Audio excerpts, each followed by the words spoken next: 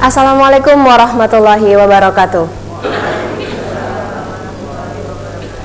Alhamdulillah, senang sekali rasanya saya Ayu Yasyah bisa kembali menemani pemirsa sekalian dalam acara Cahaya Robani yang tentunya di acara dan di stasiun kebanggaan kita, Adi TV. Alhamdulillah, puji syukur kehadirat Allah Subhanahu wa taala yang telah memberikan kita kesehatan serta kesempatan untuk bisa melakukan aktivitas kita sehari-hari di pagi yang cerah ini. Dan tak lupa pula kita kirimkan salawat serta salam kepada baginda Rasulullah SAW yang telah menjadi pencerah bagi seluruh umat manusia di muka bumi ini. Baik, seperti biasa dalam acara Cahaya Robani kita akan banyak mengulas dan juga mengkaji tentang tafsir Al-Quran yang pada hari ini akan membahas tentang mahram perkawinan, khususnya di surah An-Nisa ayat 22 sampai 25. Dan sebelumnya saya juga ingin menyapa Ustadz kita yang telah hadir bersama kita di sini, kepada Al-Ustadz Profesor Dr. Haji Yunahar Ilyas LCMA. Assalamualaikum Ustadz. Waalaikumsalam warahmatullahi wabarakatuh. Ya, baik ya Ustadz ya, sehat? Alhamdulillah. Alhamdulillah.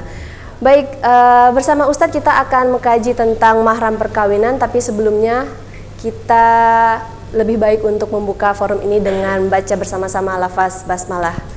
Bismillahirrahmanirrahim. Ya, tentunya pemirsa di rumah dan juga jamaah sekalian sudah tidak sabar untuk mendengarkan kajian tafsir kita. Oleh karena itu langsung saja saya persilahkan kepada Ustadz Yunahar untuk memberikan pengajiannya. Silahkan Ustadz. Assalamualaikum warahmatullahi wabarakatuh. Kita baca surat An-Nisa ayat 22 dan seterusnya. A'udzu billahi minasy syaithanir rajim.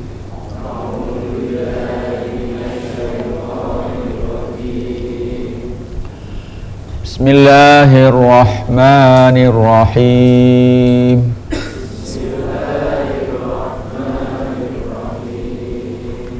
Wala tankihu ma nakaha aba'ukum minan nisa'i illa ma qad salaf.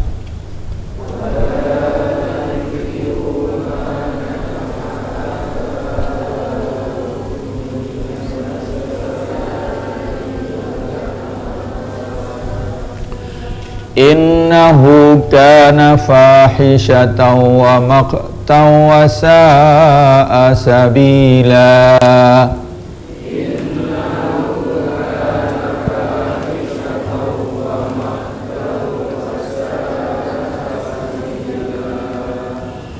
Hurrimat alaikum ummahatukum wa banatukum wa akhawatukum wa ammatukum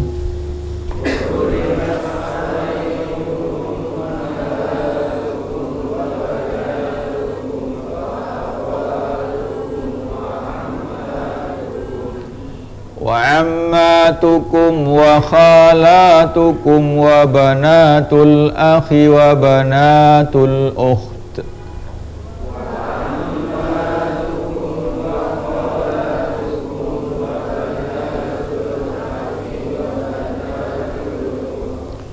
wa banatul ukhti wa ummahatukum allati arda'nakum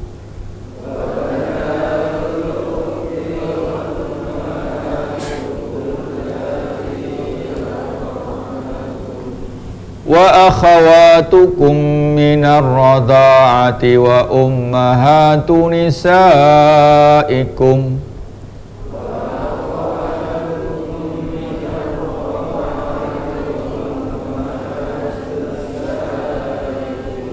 wa rabaibukum allati fi hujurikum min nisaikum allati dakhaltum bihin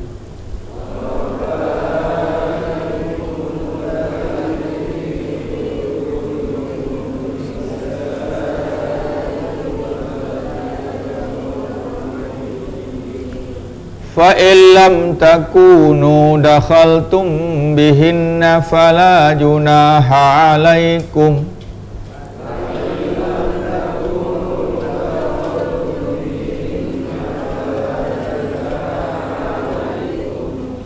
wa halailu abnaikumul ladzina min aslamikum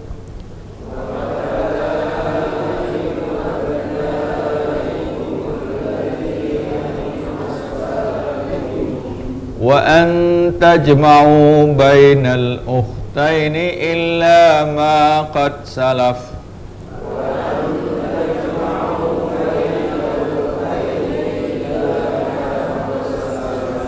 innallaha kana ghafurar rahima.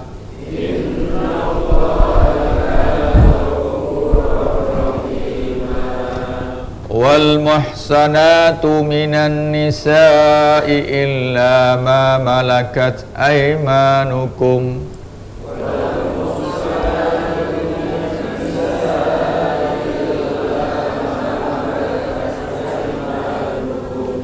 kitaballahi alaikum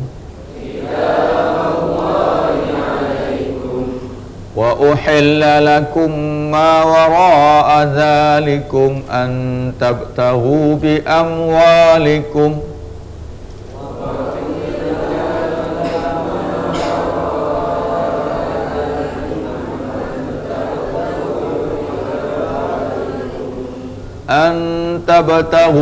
amwalikum muhsinina ghaira musafihin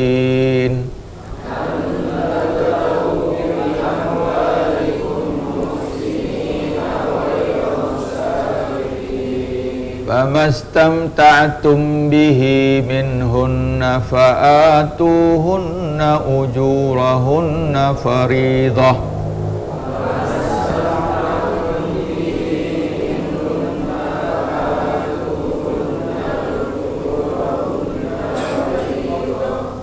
wala junaha alaikum fima taradaitum bihi min ba'dil faridah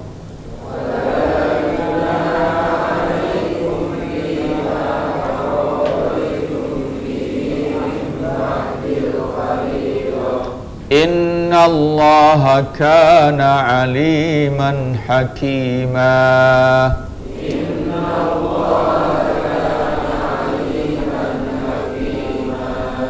Sadaqallahul azim.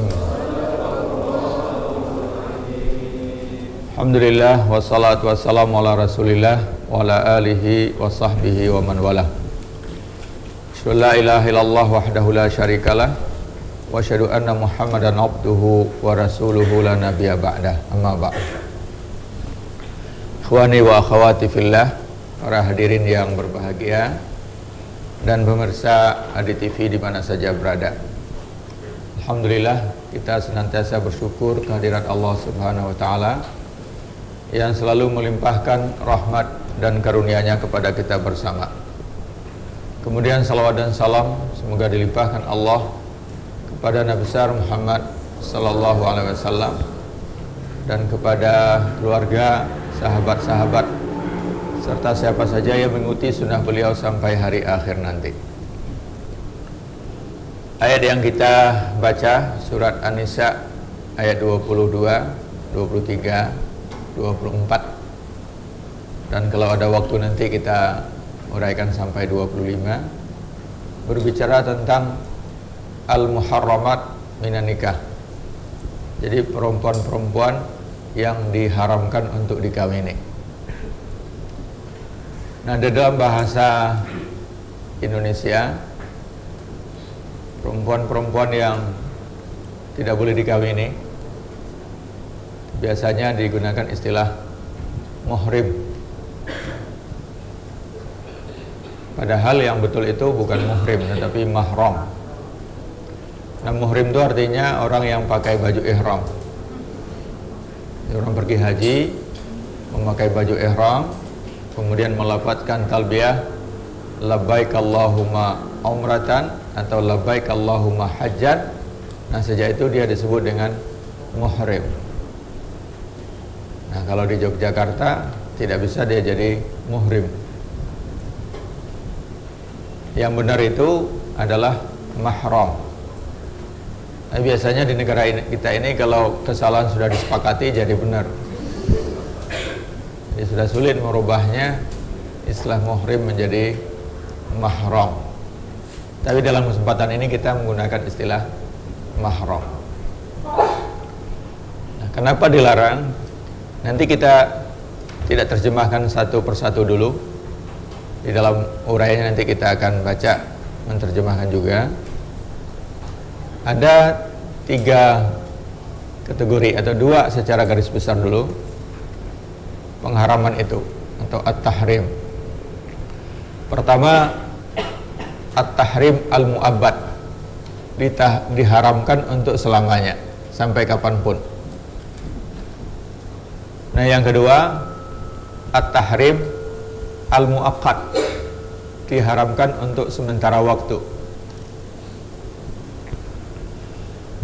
Diharamkan untuk selamanya.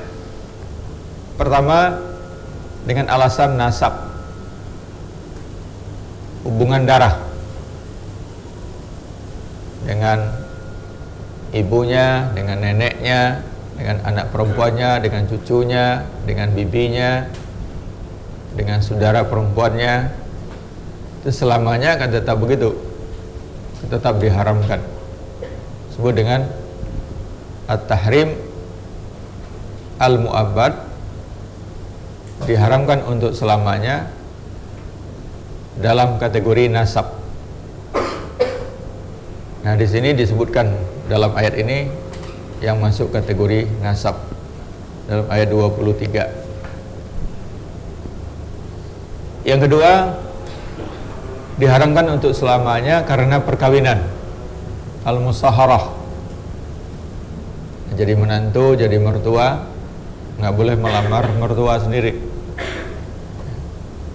Begitu juga tidak boleh melamar menantu sendiri karena perkawinan. Yang ketiga, diharamkan karena ar-ridha'ah, sesusuan. Jadi ibu susuan, saudara susuan, semua dilarang. Kemudian baik dalam ayat ini maupun di ayat-ayat yang lain juga dijelaskan, yaitu at-tahrim al-mu'aqqad, dilarang untuk sementara waktu sampai sebab larangan itu hilang. Masuk kategori ini antajma'u baina ukhtain, juga disebut dalam ayat ini, mengumpulkan 2 orang perempuan yang bersaudara. Jadi kalau kakaknya dikawini, adiknya nggak boleh lagi dikawini atau sebaliknya, kecuali kalau kakaknya meninggal dunia. Jadi tidak selama-lamanya, ada batasnya. Kalau kakaknya meninggal dunia, itu adiknya sudah sah untuk dinikahi. Atau yang kedua, karena keyakinan, perbedaan agama, tidak boleh menikahi perempuan yang musyrik, musyrikah. Sampai kapan? Sampai dia masuk Islam. Jadi diharamkan sampai dia masuk Islam. Juga tidak boleh menikahi perempuan yang pezina. Sampai kapan? Sampai dia bertaubat. Tidak boleh menikahi perempuan yang sudah punya suami. Sampai kapan? Ditunggu sampai diceraikan oleh suaminya dan habis masa idahnya.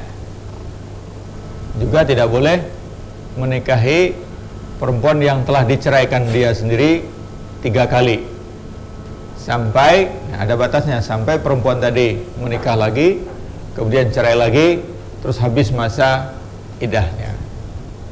Ini dijelaskan di dalam ayat-ayat Al-Quran, baik surat yang kita baca, sebagian besar sudah disebutkan dalam ayat yang kita baca.